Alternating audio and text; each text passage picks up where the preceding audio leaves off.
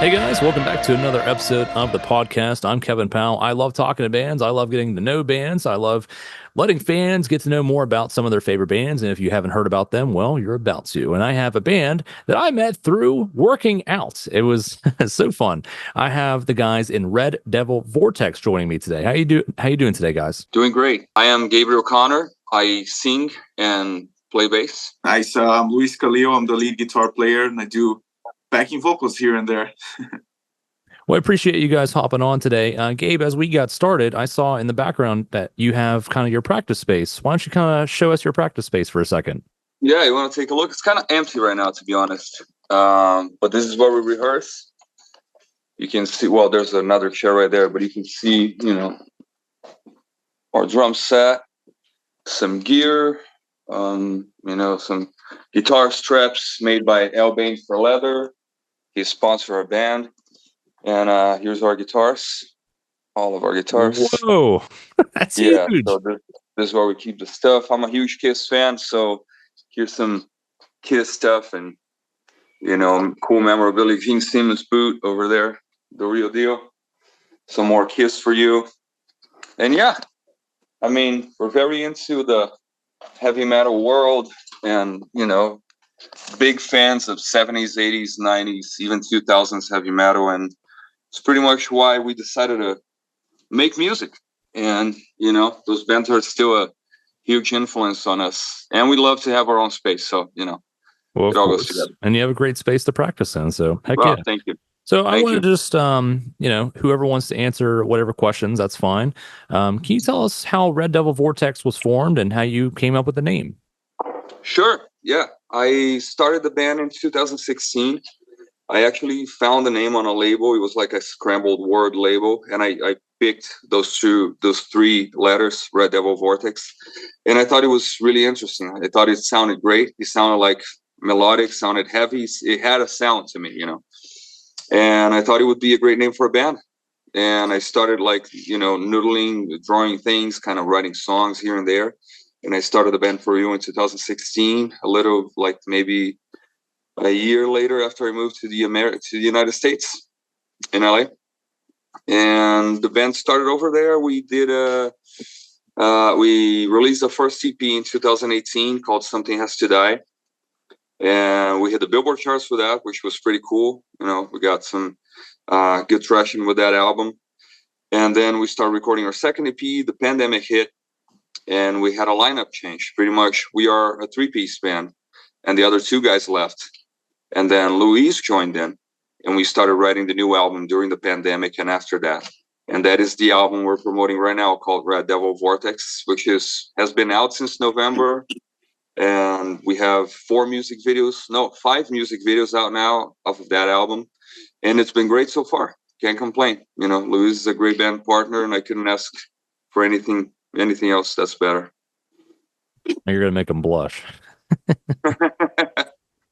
Luis, how do you feel after joining the band? Like, how did you get introduced to the band? Anything at all? So it's funny. When I moved here in 2017, Gabriel was one of the first people I met because, we're both from Brazil, and we had a friend in common that introduced us. He was like, yeah, I have these 3 guys from Brazil that want to introduce you to it. That was Red Devil Vortex at the time.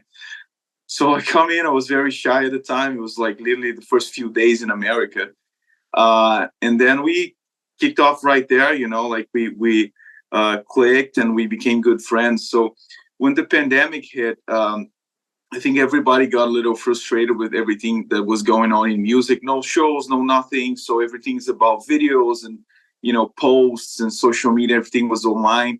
So he was going through a rough time. I was going through a rough time. And hit him up like, hey, dude, you want to write some songs and just see what happens? Time he had, the fallout with the other 2 band members. At the time, only one, we still had the drummer.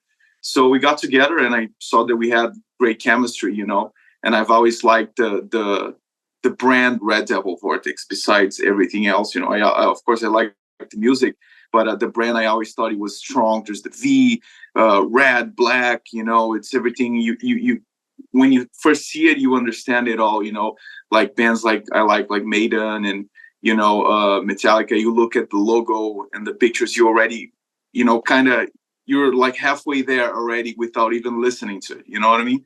So that's what I always thought of Red Devil. So when we started making the album, I just basically, put all my influences in there too, to mix it up, and it just felt like it was the right thing.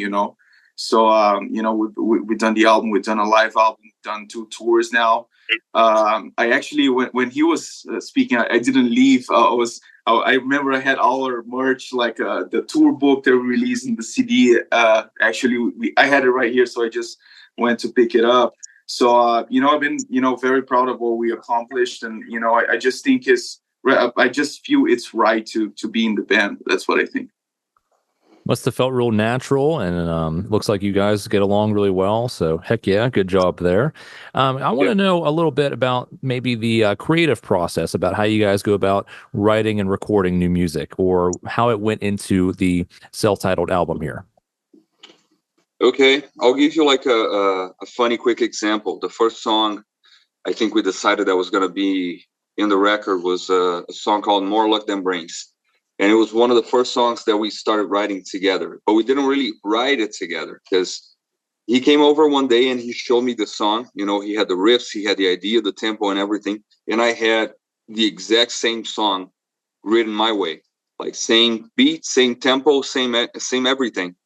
And I had some lyrics for it, like mostly the chorus and a little bit of the verses. So we took my parts, especially the lyrics, and put on top of his song and his riffs.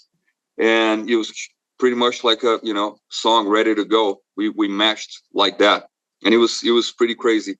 But it could happen in many different ways. Like that was just like a one-off. But sometimes Luis brings like pretty cool riffs, and I just put lyrics on them, or we start like building the song structure together. Or it starts with the lyric, or it starts with a title. It could be anything. Anything can be inspiring, really.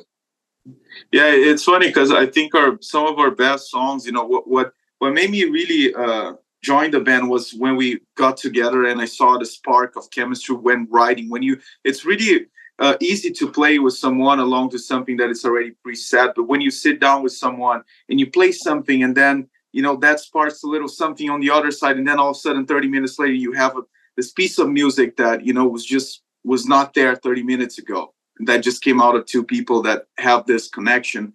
So I think our best songs, like there's songs that he made it himself, like Open the Gates, Last Fight. But we have songs like Silent Skills, which in my opinion is one of probably the most well-crafted kind of song when it comes to dynamics, and it goes up and down.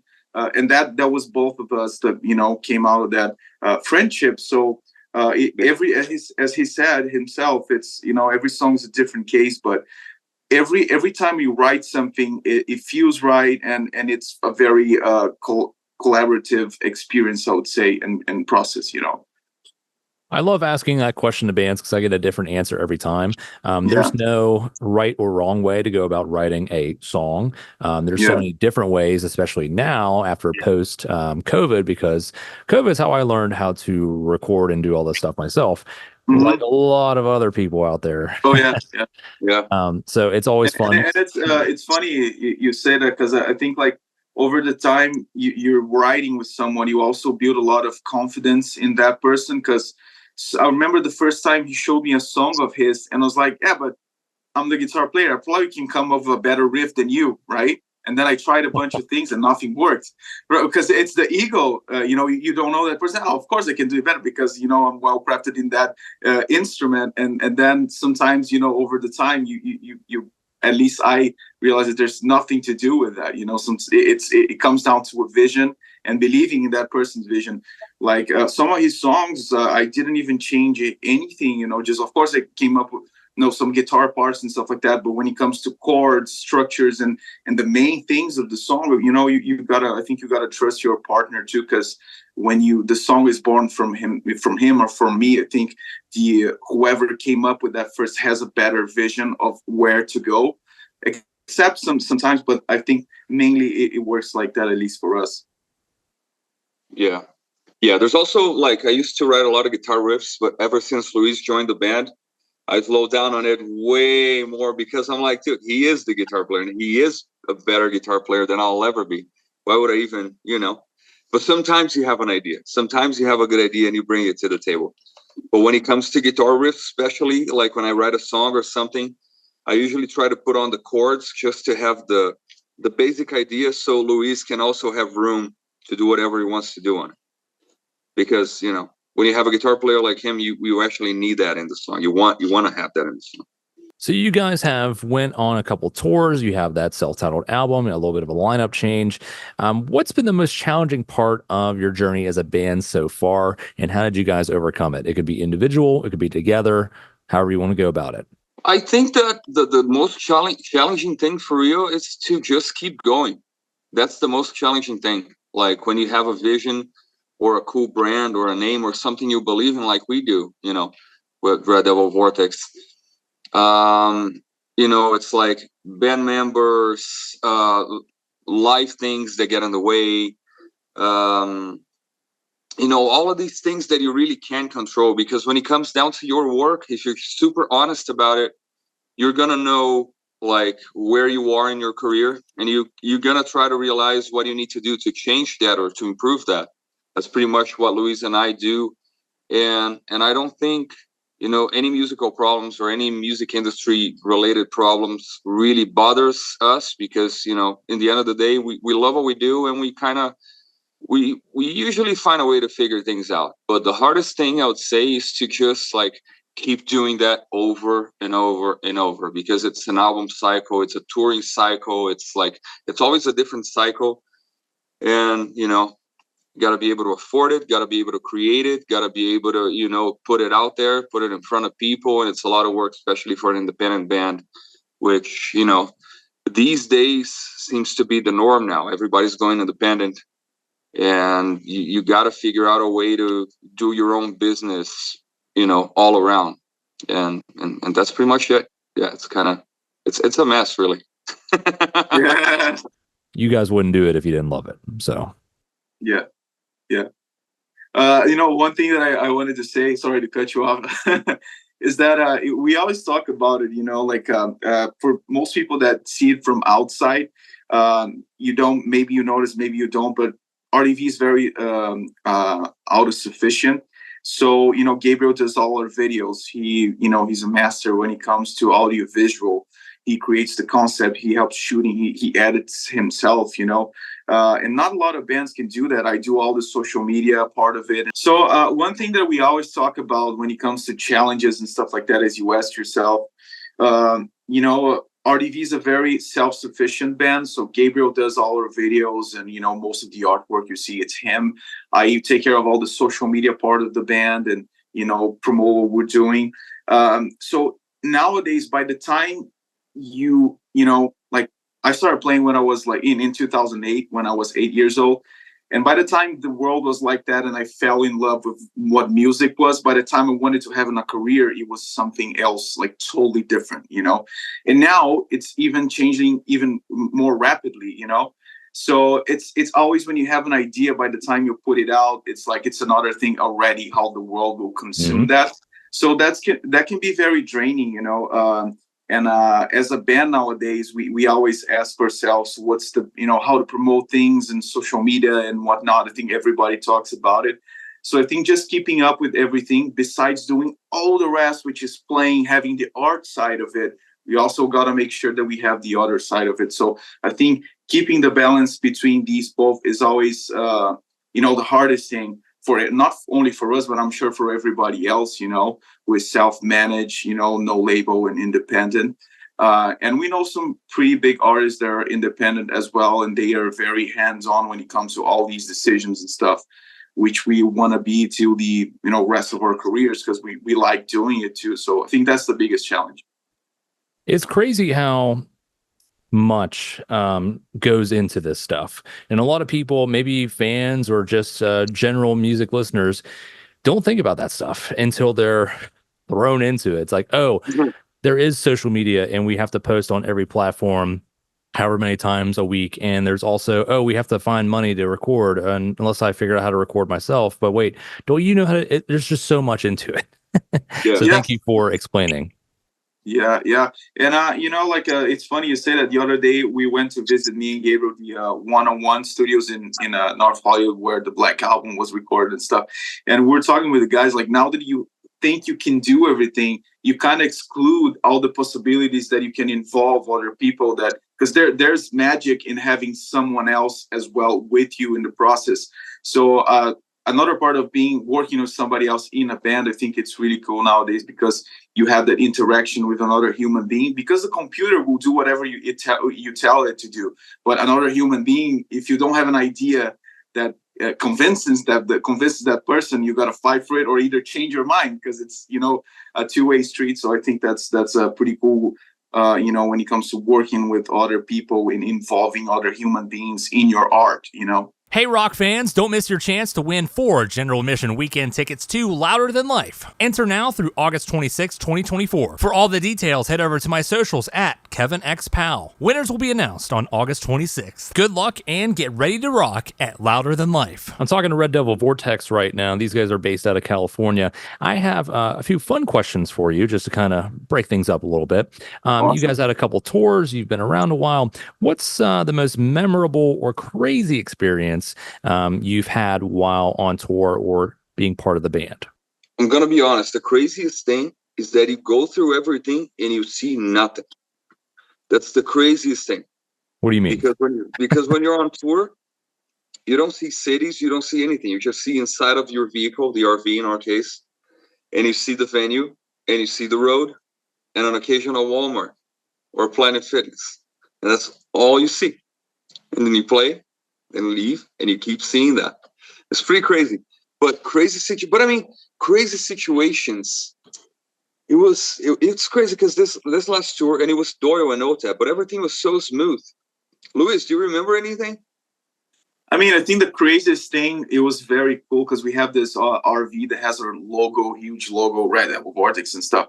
And sometimes we have to drive through narrow streets downtown somewhere.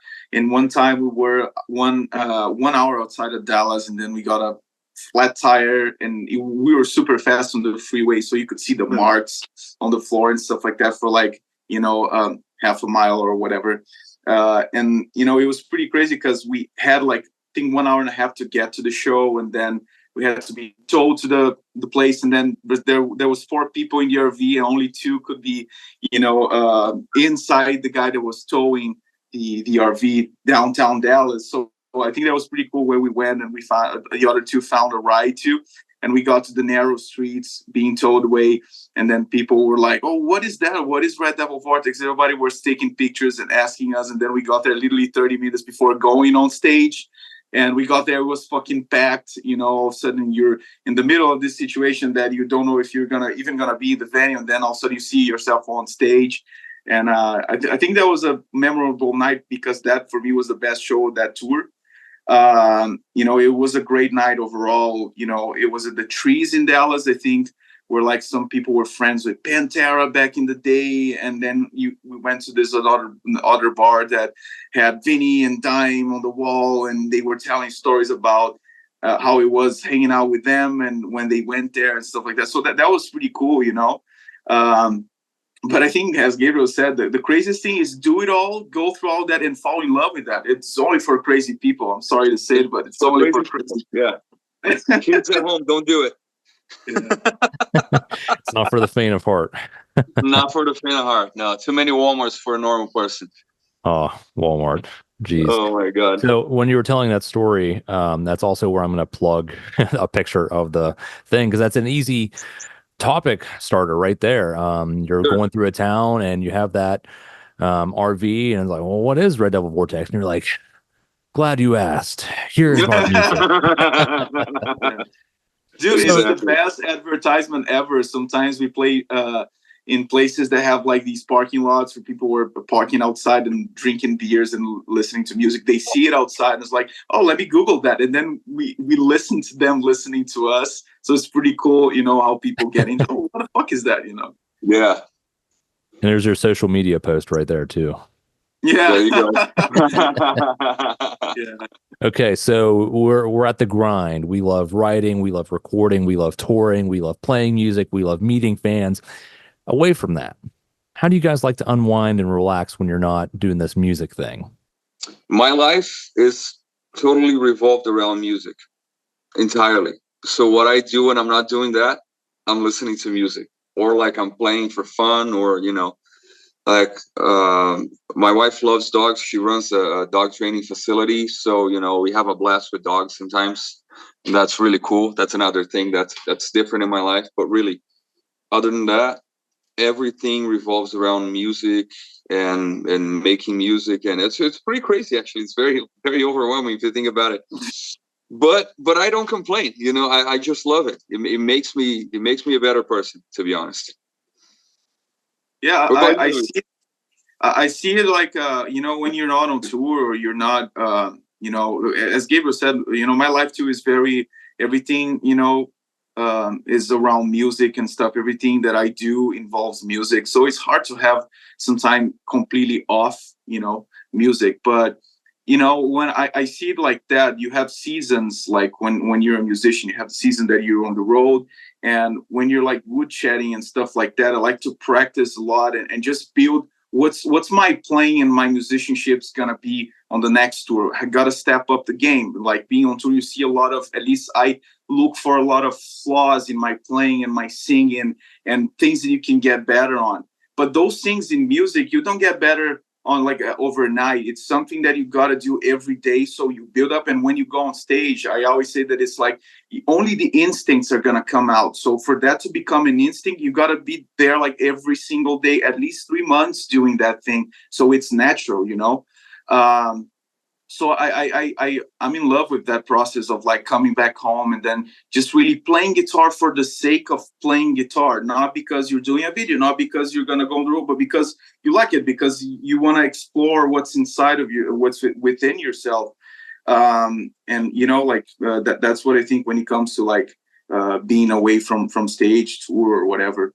But when it comes to personal life, I like, we like to go out, have drinks and stuff like that, have a good time, together, talk a lot. I play soccer. I watch soccer sometimes on my downtime. That's something I do. But yeah. Yeah. Well, also, like we didn't say that, but we love to go to the gym. We work out all the time, even during the tour. We work out during the tour. We work out at home. It's a big part of our lives too. We like to stay healthy and consistent on that side too, because health comes first for us. I got addicted to conspiracy theories on TikTok, so that's what I mostly watch now. So no Netflix for me, no Hulu, nothing. It's just conspiracy theories on TikTok. I think it's awesome. It's very true. It's very true. Yeah, it's very true. So what's something about coffee? What else do? We drink a lot of coffee. We go to the gym. We eat well. We eat really well too. That's another hobby we have. Got to watch out for that. Okay, good. Good stuff. Good stuff. Awesome. What's something about each of you that the fans might be surprised to learn? Luis, you start. Yeah, that's a hard thing, man. And I've left that as open as you want it to be. Yeah. I think finding out about this side of the band that we're that much hands-on on the thing, I think that's probably surprising, even though people see from outside and see that we're very engaged. But I think like we're kind of extra engaged with the thing, because basically it's all we do. And I think but that's probably the main thing. I think that would be the first thing I can think of. Yeah, that's true.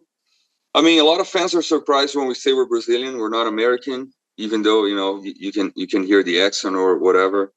They get surprised when I say I do most of the artwork, because I guess back in the day, it was cool to have other people doing it. It's still cool to have other people doing it, but big bands had labels and all, like teams and all that kind of stuff. And I started my music journey very DIY. I've always done stuff like that, to as much as I could, to the extent that I could. And now that I'm able to do it better, Me as an artist and as a fan of music, I think it's really cool when the artists have when they have an input in the artwork or visual arts or anything that has to do with their music, when the input comes from the artist first thing. So that's a really cool thing that, people think it's interesting.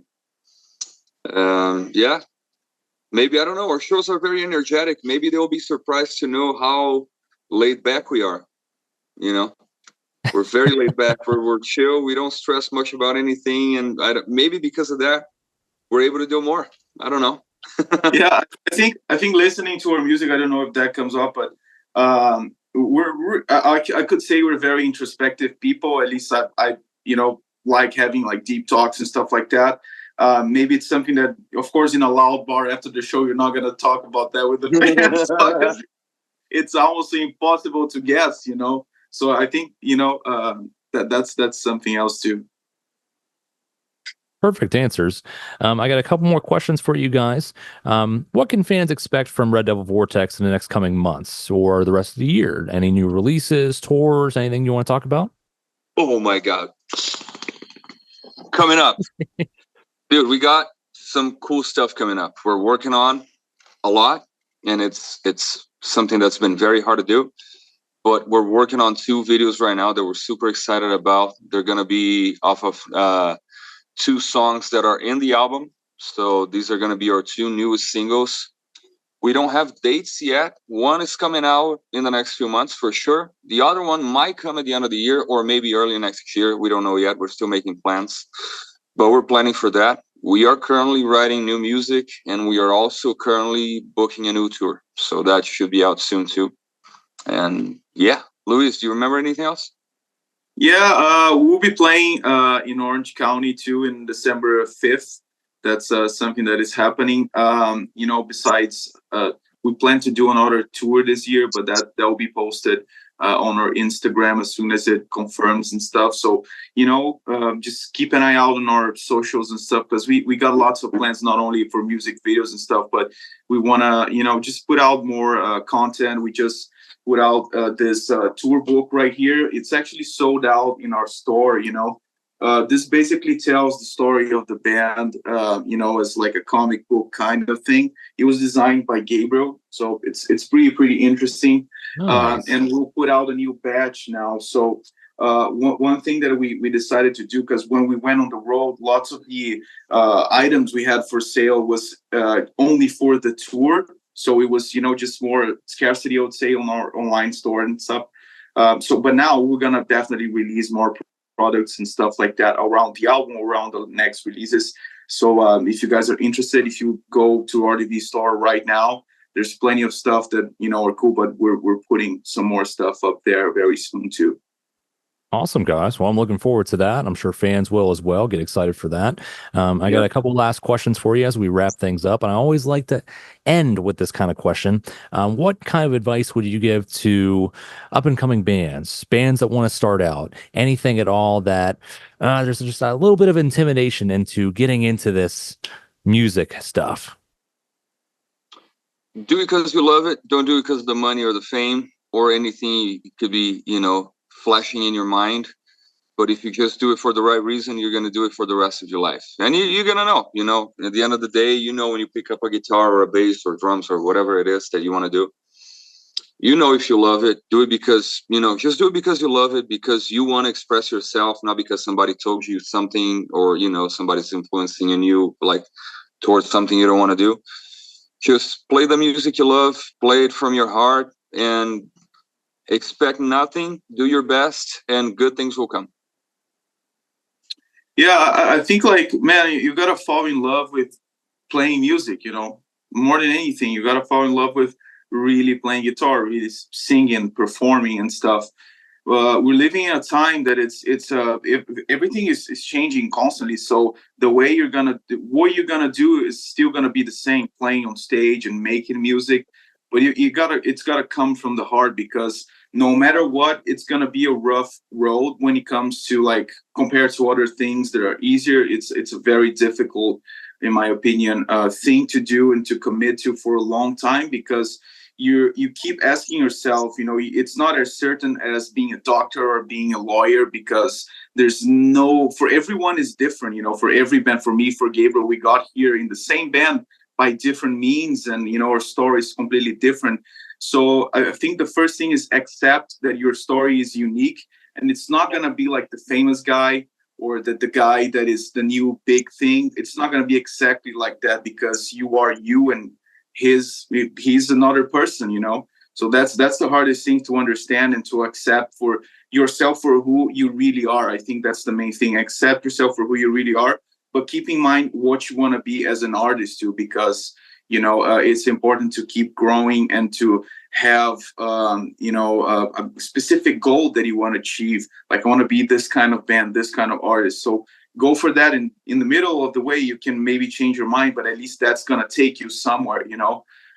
We always talk about it, like, think having tangible goals. Now I'm going to do this. Even like me growing up, now I'm going to play the solo of Ride the Lightning. After that, I'm going to play the solo for Aces High, Then I'm going to learn all these Iron Maiden albums and stuff. Like, fall in love with that process of getting better and just, working on your craft. I think that's something that really can give you a life in music.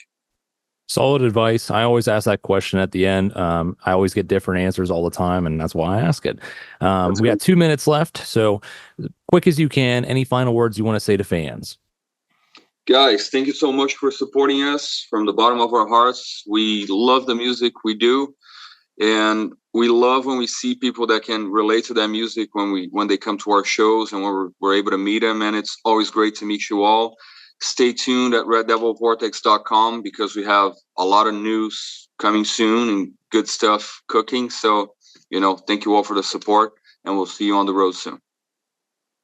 Yeah, and for those who don't know us, go look it up online and make sure you check us out, and go follow us on Instagram, leave a comment and stuff. As Gabriel said, we love the music we do, but we also love when we see people enjoying it as much as we do. And keep an eye out on our tour dates. We might come, out the US very, very soon. So, just keep an eye out for what we do, and we'll keep feeding you with stuff. We promise you that. That is Red Devil Vortex. These guys rule. Okay, you got to check them out. They're based out of California. They got new music on the way. I got a special guest. His name's Max. He's my kitty. He wanted to join. Anyways, appreciate you guys tuning into the podcast. As always, we'll see you next time.